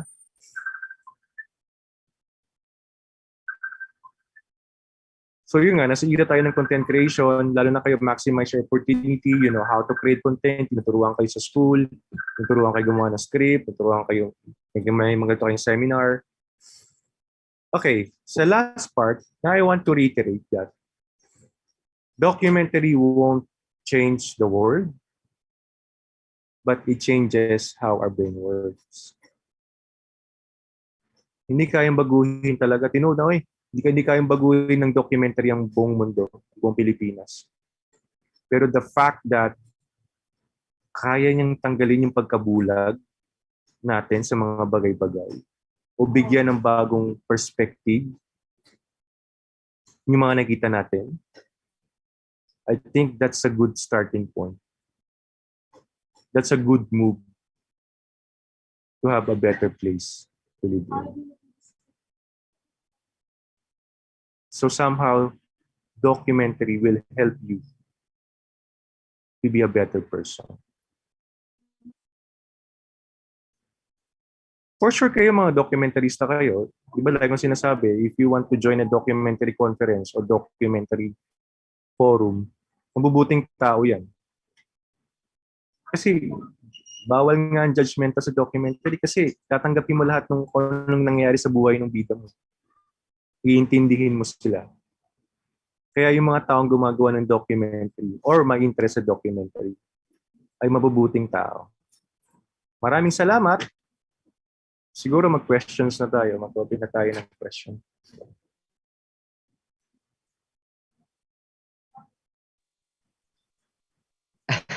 All right. Thank you so much, Sir Bry. Yeah, thank you. Siguro. Yes, sir. All right. So yes, Sir Bry inspired us with all the messages that he shared to us to give an encouragement to really pursue our cause for love for documentary. So at this juncture, yes, Ate Trish, we are going to accommodate some of our questions here coming from our Cine-mates. Yes, Kuya Lau. And also, aside from that, I have also snatched some good points from Sir Brian. For example, when he mentioned that I do documentary because we have to talk about it.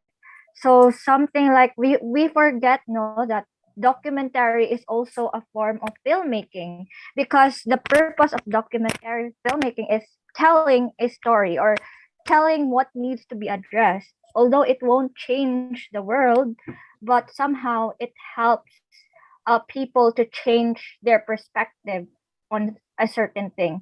And I think that's what people tend to forget or neglect when it comes to documentary. People would have this feeling of they're always on guard on documentary film because somehow it addresses serious issues, but in fact it can also be entertaining. And that's what I actually took note so much, Sir Brian, because it was so interesting, dude. And I've also heard I've been reading some comments down to the comment section. They have a lot of questions waiting for you, Sir Brian. Sure. So shall we start? Yes, Ate Trish. Okay. So the first question here, sir, this is coming from Ms. Chel Condor. She said here that in sharing real stories, yes, we have here. It is difficult to summarize everything in a single documentary because we are told that there is always more to a real story than just a 1 or to our film. For example, we are given a story of a person who was kidnapped and tortured for an entire year, and in making it in a documentary, we have to summarize that 1 year experience into a 1 hour documentary only. So, aside from sticking to one angle and sticking to a purpose, how can we be able to share real stories in a way that we do not distort or butcher a story even in the process of summarizing it? That's the first question, sir. I think she has two questions there. So my first answer dun sa question is about yung time frame. Like for example, is I shot for 5 to 6 years. But what should I put dun sa 1 hour or 60 minutes na uh, na na paggawa ng I mean yung running time, yung paggawa ng documentary running time. Always remember your intention. Babalik ka lagi sa intention mo. So, kung gusto mong ipakita yung abusive system of torture, I think you go back or you get images na it is an abuse. I mean, the abusive system sinasabi mo. You have to go back or show the abusive system. Kasi minsan tumatagal yung pagdo-document ko kasi I need to wait for that kind of scene. Yun kasi yun eh. Yun kaya ako tumatagal doon. Kasi nga, kunyari kung meron akong scene about manganganak, I have to wait for 9 months bago ko ma-capture yung scene na yun. You get what I mean? So always go back to your intention. Always go back. And then, kung lalagay mo na siya sa edited material mo, capture that important scene na hinintay mo, put it there. And then mako-concise mo na yan eh. Matitrim mo na yan into 1 hour kung limited ka na 1 hour o ilang minutes. So doon mo na siya maaayos. Basta always reflect on yourself. Kasi di ba sabi ko, yung act and react tool, you have a tendency to shoot a lot. Paggising sa umaga, paggising ganito. Pero ano ba yung goal talaga ng character mo? Kung goal niya mga anak, so kukunan mo siya ng kung goal niya mga anak talaga siya. Kunan mo siya ng nag-prepare ng mga gamit pang bata.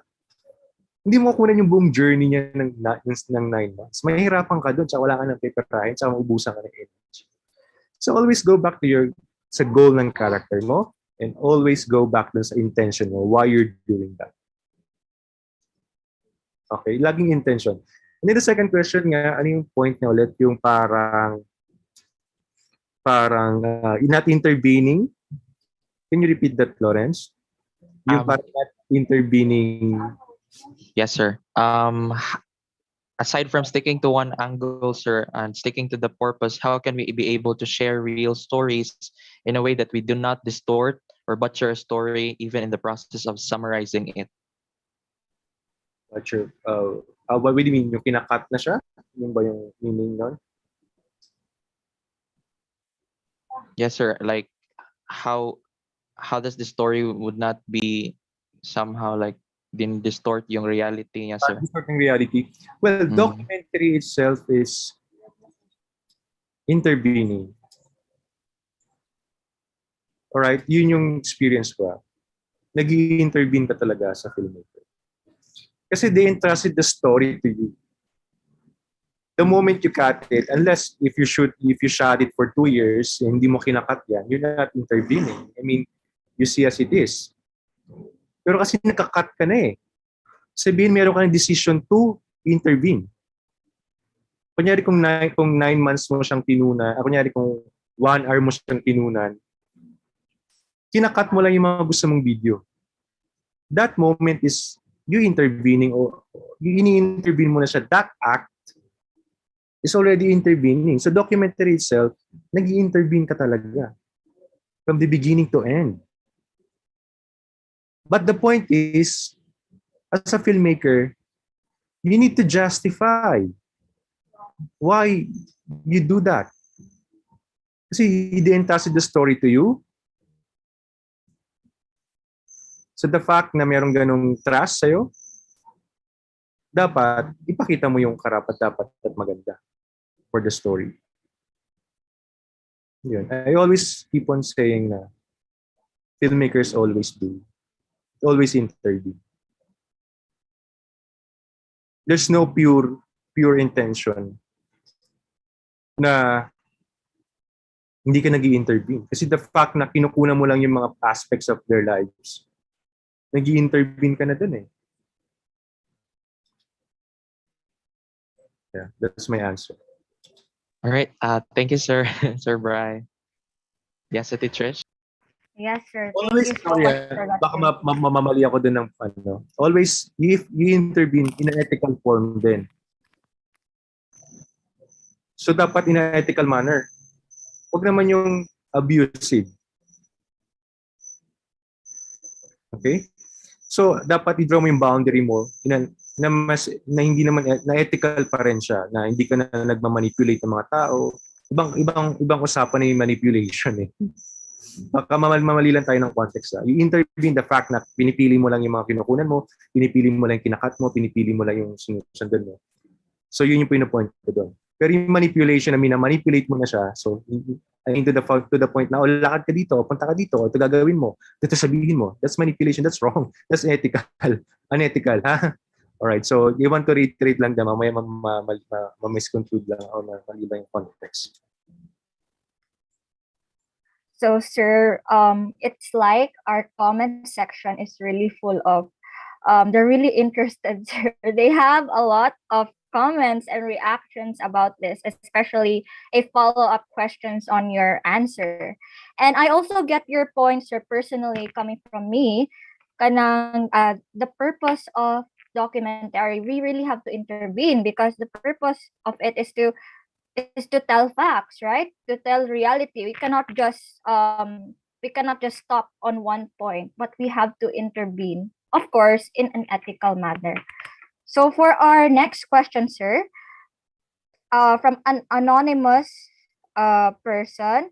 So aside from, good morning, sir, in making documentaries among the various subjects, which of these are really effective towards the viewers or your favorite, basing on your own experience? Favorite in terms of selecting the character? Yes, sir. Subjects or subject of the story. So my favorite is always, I mean, lahat naman ng documentary ko favorite kasi I'm always convinced that it is a good story to tell. So, but I always have this kind of fascination sa mga character na always fighting. Meron silang motivation na I wanna win this. Parang meron akong ganung drive na if driven sila ng ganung motivation, drive din kasi ako to follow them. Palaban to. Sabi ko, sundan nga natin ang mangyayari sa buhay niya. So, may ganun ako laging fascination sa mga character na may ganung intention. Tsaka, gusto ko ng mga character din na yun, hindi perfect siguro. Kasi sometimes yung mga taong perfect, marami na na-achieve sa buhay. Sometimes ang boring na ng, parang for me, ang boring na ng life nila siguro. Kasi sometimes yung mga taong dumaan sa maraming failure, marami na tayong lesson na makukuha sa kanila. Diba? Yung marami na silang pinagdaan ng hardships, marami na silang failure. Sometimes those people, marami kang lesson na makukuha sa kanila. Yeah, I really value them. Sila lagi yung mga ginajudge ng mga tao. Pero kung iintindihin natin sila, I mean, through documentary or even friendship na I really hate this guy. I really hate this guy. Kasi nga ganito siya. Pero if you know them, ganito pa yung pinagdaanan niya. Marami siyang pinagdaanan na sa buhay, kaya siya ganyan. Sometimes they are the honest, the truest character. Hindi sila mag-hide ng something from you. And then at the end of it, ang dami nilang moral lesson na may tuturo sa'yo. Kaya sometimes, kino-close ko sila kasi gusto ko maraming matutunan sa kanila, experience sa life nila. Diba, as what I mentioned earlier, documentaries about human experiences. We document kung ano yung naging buhay nila sa mundo, nakakapulutan natin ng aral.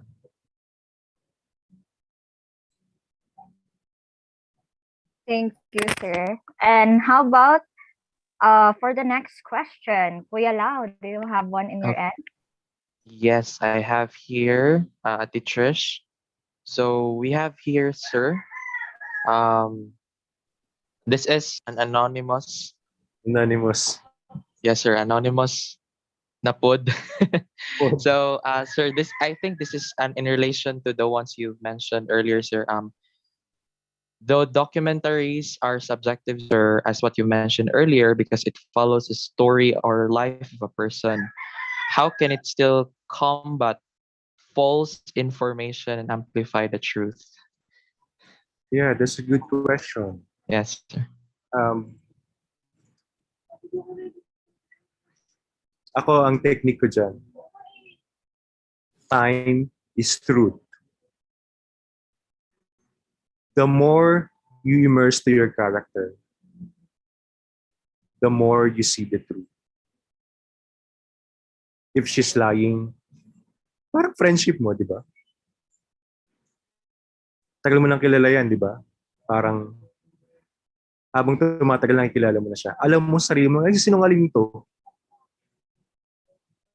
The same as a documentary film. The more time you immerse sa character mo, mas nakikilala mo siya, mas nalalaman mo yung truth. And speaking sa aspect ng documentary,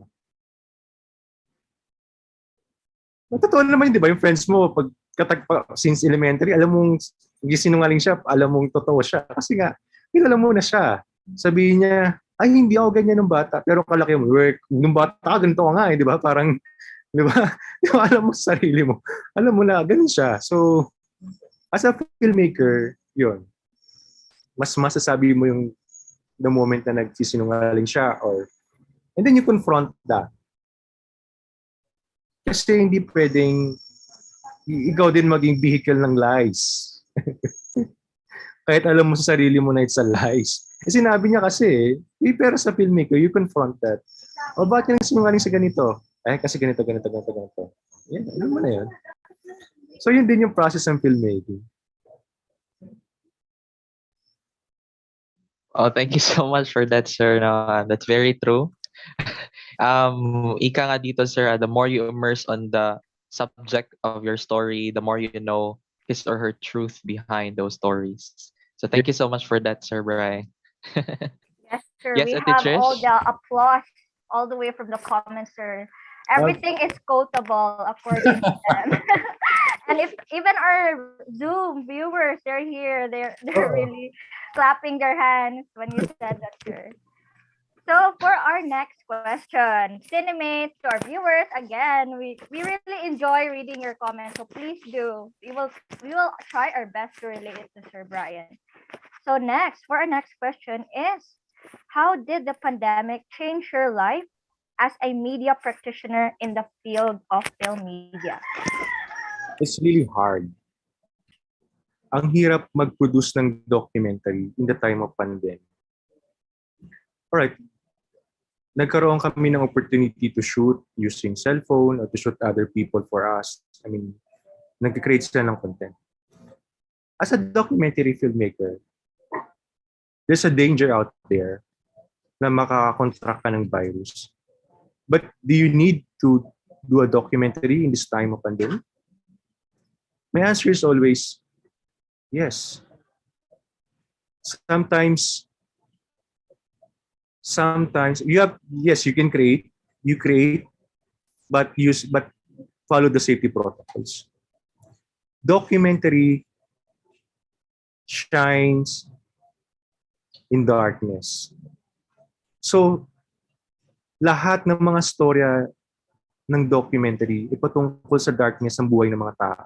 Pansinin niyo, di ba? So kung hindi natin i-document itong darkness point of our life,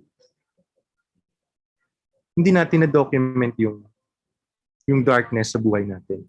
Di ba sabi ko, we're creating a photo album dito. Hindi maiintindihan ng future yung memory natin during the pandemic. I think we need to create a documentary this time of pandemic. Crisis, di ba? Yung crisis, there's opportunity in crisis and you have to take advantage of that. Yun, sasabi ko nga huwag tayo mag-shoot kasi ganito. Huwag tayo ganito mag-shoot kasi nga ganito. Always remember, doon lumalabas ang purpose ng documentary. Sa madidilim na yugto ng buhay natin. But you have to make it safety din for the team. Marami namang ways ngayon, di ba? Gumagamit na nga ng mga selfie, gumagamit na ngayon ng mga GoPro. I mean, you can do that. Pero never, yun, wag mo masyadong i-control kasi nga, nawawala yung point mo. Nawawala yung memory na dapat mong ma-preserve. Yes, that's my take on that. Yes. Thank you so much, sir. Sir Bry. Now, sir, speaking about safety, sir, like in this time of crisis, like this is another context of safety, sir. Like, how do you battle the fear of your safety, especially when you cover documentary for international places, Labina, especially those places which the government is strict, sir. Kumbaga. All right, safety is a shared responsibility. Hindi lang to responsibility ng filmmaker. Bawat member of the documentary team has a responsibility sa safety ng buong team. Okay, always talk. Always ask someone from the field, from the ground. Kunyari sa Myanmar, sa Bangladesh, ask people there na maging part ng team mo, and then you talk about safety. Hindi lang dapat ako lang magsalita, ito ang safety protocol. It's not. Kasi baka yung kasama mong writer, kasama mong cameraman or producer, may naisip siyang ibang ways of safety rin. Yun, so always it's a group effort. Safety is a group effort. It's a shared responsibility. Everyone has a take on it. Dapat pakinggan lahat. And then you assess as a team. Ganun ang logic namin ng safety. Hindi lang, si Brian magsasabi, ano gagawin natin? Hindi. Kasi baka malay mo, iba mong kasamahan, merong take on it. May experience siya before. O hindi, may experience ganito, wag na tayong kumanito ganito. So you always talk about your safety at wag lang masyadong umasa sa team leader because it is a shared responsibility. Ganun yung ways namin. Ganun yung ginagawa namin.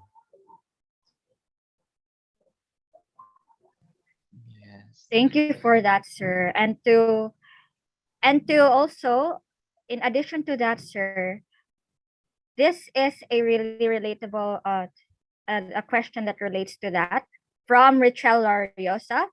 Sir, how do you convince those people to participate in the documentary, especially those kinds of controversial issue? And yes, sir, to add on with that, the dangers of making the documentary film. Okay, how do get permission sa mga characters ko to follow them? So, whenever I talk to them, kunyari, nakamit ko siya, kakausapin ko siya. I pitch my take as a director. As in, minsan gumagawa kami ng power presentation, gumagawa kami ng mga letters. I pitch to them. Kunyari, Trisha, I have a story that I really want to make about your life. Story about your life in Cebu. So, I really want to show this in 2025. So, I have a clear intention sa'yo na I want to show the status of the blah, blah, blah, blah. Kung ano may story ang ginagawa ko, Trisha. And then, you have to be honest to your character. You have to be sincere. Everything na ginagawa mo sa filmmaker. And then, kapag nakita niya yung value mo, yung sincerity mo as a director, Usually pumapayag talaga sila, 100%. What is your intention? Trisha or Lawrence really want to make a documentary about the Cebuano people and then the emergence of technology in Cebu. My intention is to educate the public that it is an important time. This is the important time to know about fake news. And so you have to define your intention always, and then pitch it to them. Pero yung kakalimutan na yung personal documentary na kayo din mismo kasi pwede kayong gumawa ng documentary ninyo. Masyado lang tayong timitingin sa ibang buhay ng ibang tao. Di ba? So yun, wag niyo lang, isipin niyo din baka sa loob ng bahay mo, nanay mo pala, may magandang storya about sinulog, about Larshan, mga ganun. So yung mga ganun, di ba? So isipin mo muna na sa loob ng bakod mo. Kasi yun, hindi mo naman kailangan mo storya about this. And then, alam mo naman, mas kaya mong explain sa magulang niyo yan. Di ba? Okay, sa mga kapamilya mo, sa mga loved ones mo. And then, kung may gusto ka talagang gawin outside of your comfort zone, I mean your vicinity or your territory, yun, you pitch your intention. Tsaka hindi mo siya bibiglayin na parang gawin ko bukas. Hindi. Take time. Bigyan mo siya ng time. Can you give me how many days to reflect? I'm not asking you for the immediate answer right now, but I have that kind of mindset and thinking right now. Siguro balikan mo if you really want to pursue this kind of film or project, and then we work together. So, ganun. So, yun, walang pilitan. Kasi pag pinilit mo siya, mahihirapan ka on your end. Tsaka kailangan mo mag-immerse talaga. Lalo na pag outsider ka dyan, hindi ka pamilyar sa buhay ng mga yan, mag-immerse ka talaga dyan.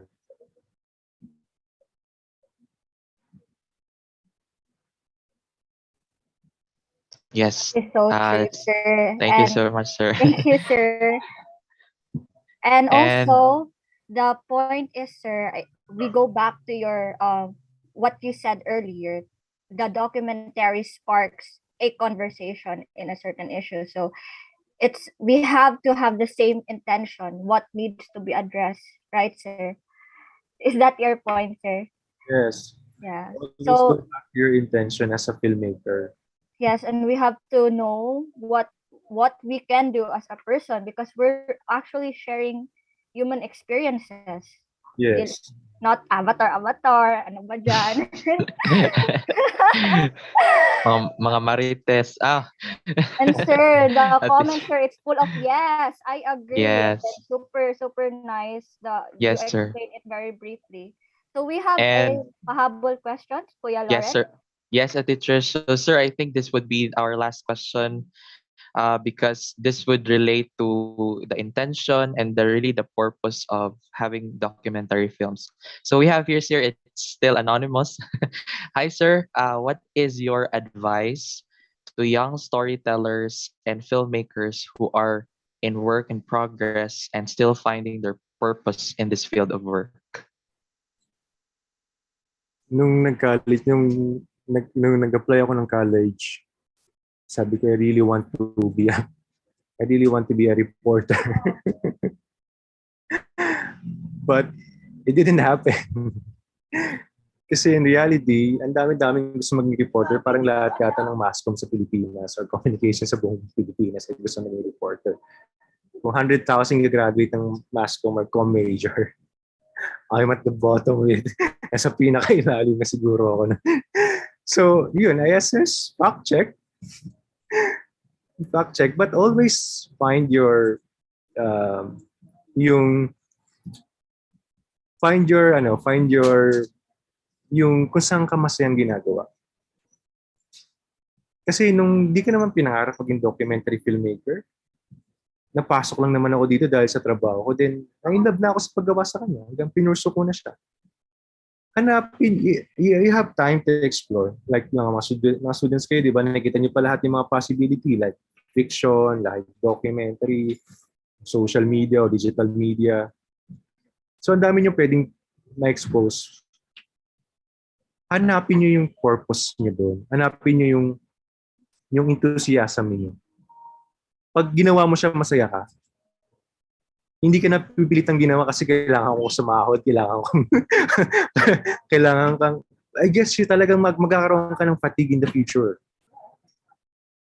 Para mapapagod ka na lang eventually kung driven ka by, well, ang documentary filmmaking and filmmaking itself, hindi siya nakakayaman. Hindi mo nakayumaman for how many years. But kung driven ka ng, kailangan mo ng stable job to create your passion. But yun, kailangan mong ginagawa mo pa rin yung passion mo kasi eventually magkakaroon ka ng fatigue in life. Parang mawawala parang magkakaroon ka ng sawa ka na sa ginagawa mo, lahat. Parang dito ko nakita yung passion ko. Dito ko talaga siya na sabi ko, okay, gagawa na ako dito. Dito na ako mag-create ng name, ng niche. So eventually, everything goes okay naman. Wala naman akong na-experience ng hindi maganda. Nagmanap ka ng yung passion mo, hanapin mo yung passion mo, then mag-grow ka doon, and then dominate mo. Kung ganun yung gusto mo, kunyari, social media, aralin mo siya, pumunta ka sa mga conferences. Madami ng conferences eh. Aralin mo muna yung mga conference sa Pilipinas, anong estado ng documentary sa Pilipinas, o kaya vlogging, kung ano gusto mo. And then go outside of the country. Aralin mo yung mga nangyayari sa ibang bansa, paano ba yung mga conference sa ibang bansa. And then dominate mo na siya. Gawin mo na siya. Lalo na sa panahon ngayon, nasa panahon tayo ng video creation, nasa era tayo ng content creation. Diba sabi mo kanina, lahat ng tao vlogger na eh. Diba? Sabihin, marami ng access. Marami ng kakayanan gumawa. So, i-take advantage nyo. Hanapin nyo yung purpose ninyo. Stick to it. And then, dominate it. And then, I think nandun yung happiness eventually. Kasi pag driven ka ng money sobra, it will not make you happy. I'm sure of that. But kailangan natin ng pera, but you have to keep your passion. That's very true, Sir Brian. No, like yun, yung where your heart is, yourself is at best, and with good discernment, you'll know where it will lead you. And that's thank you so much for sharing it wonderfully, sir. And also, Sir Bri, we also have some lot of questions for you, sir. But unfortunately, our time is already up. But sir, we have comments here on our YouTube channel that the information that you've imparted to us is really enriching and inspiring. And thank you so much for that, Sir Bri. Aside from that, sir, we have an interesting question from not only from our YouTube channel, but we have here mismo from our Zoom participant. This is from Lynn Jill Oliver. Please open your cam, if you may. She said, Sir, hawig mo si Mayor Vico Soto. And we have another from Bea Rosal. Same in the Zoom participant. She said, Sir, you also look like Dio from EXO. Wow. Ano ba yan, sir? Ano ba yung secret, sir? Ano, K-pop, sir. K-pop. Yo. Baka yun na lang i-documentary nila. The secret behind. Thank you so much. Yes, sir. But si Sir Brian, kamukha talaga niya si Sir Brian. Oh, diba? Of course. Yes, so it's like we have already catered all the questions and also the comments. Linjel, are you happy now? Did her answer? So that's a wrap for a wonderful and fruitful session this morning, and we can see it from your comments from YouTube and our Zoom. And to end that, it's the time to give our token of appreciation via e-certificate to our keynote speaker for this morning. For a minute, let me read the citation for this event. Certificate of appreciation is presented to Mr. Brian Brazil for sharing his or her valuable insight and expertise during the webinar series titled The Real Behind the Real, Hows and Whys of Basic Filmmaking on November 25 to 27, 2021, which is given on this day, the 26th day of November 2021. So can we have from our Cine-mates comment down a round of a virtual applause for Sir Brian? Thank you so much, Sir Brian. Salamat kayo.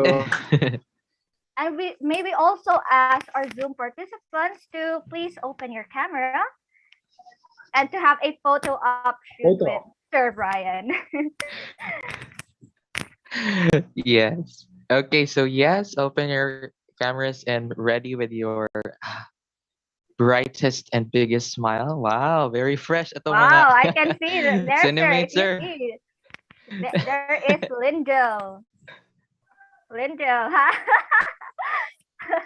Walang tatalo kay Sir Brian. Nakamukha niya si Sir Brian. Yes, that's true, Lawrence. The one and only. Sir, the one and only, very unique Sir Brian. Thank you so much for that, sir. Okay, so yeah, I'll take the picture. Ready? Ready? Ready? 3, 2, 1. Smile. Oh my God, wait. one more. one more. Is there someone capturing that? Okay, one more. Ready? 1, 2, 3. Cheese. Okay.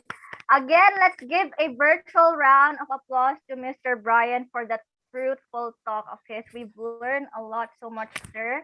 And we can see from the comments, you can check it out later, sir, because we have this live being being uploaded in our official CINE U YouTube channel.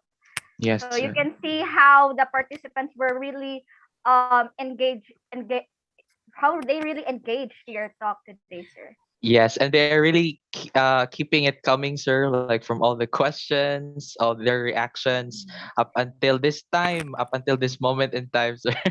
So they are really into the topic for this morning, sir. And we thank you so much for that, Sir Bry. Thank you so much, Lawrence and Trisha, for everything. Yes, it is, Trish. So, kumusta, Kuya Lawrence? Are we Yes, still okay? Yes, I'm all still that okay, Ate Trish. information, no, I think it's worthwhile staying around because it's like I'm also listening to a class discussion. So Actually, I'm hearing podcasts at Trish. Wow. Wow. Podcast by Sir Brian. but that's the point. That we have different perceptions towards Yes. things, and that's also how we can relate to documentary film. Yeah. Okay. And Ate Trish, we would also like to thank as well our dearest partners and sponsors for our event. No, without them, dili gyud ta ingon makain-ani sa ato ang webinar series. And Ate Trish, we have our partners from. Yes, we have Cat Studio, Binisaya, Cinemata, Junior Broadcasters Alliance, and Sinoat. Thank you so much, our dear partners. And for our sponsors, Ate Trish? Our sponsors, we have Cebu STV and Michael Calva Styling. Yes. Okay. And yes, Ate Trish, thank you so much, our dear participants, for being with us up until this time. It's 12:01, time check the eye. And once again, for our announcement, please be back in our live session at exactly 1 p.m. for another topic that we'll be talking this afternoon. And again, there you have it, Cine-mates, our ever dynamics partners, sponsors, working committees, rather, and commercials this wouldn't be possible without them. And of course, to our viewers, all of you who are watching the live stream right now, thank you so much for sticking to the very end. Yes. Thank you so much, everyone. And once again, this has been Kuya Lau, And this your has Vivo been Guapito. Magsisilya og mga storya. And this has been your one and only Chinita host for today, Ate Trish, and the newest face of the town. So God bless, God bless everyone and be back on our live later. Stay safe.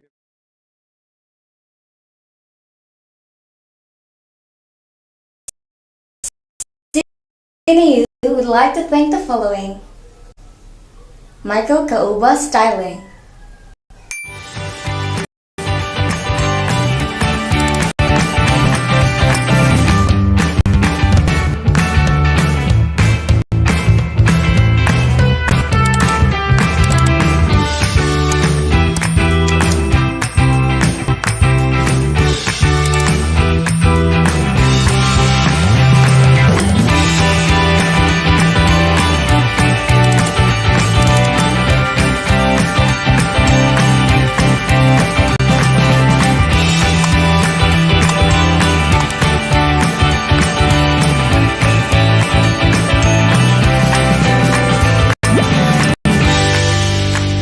CINE U in partnership of Alley Cat Studio.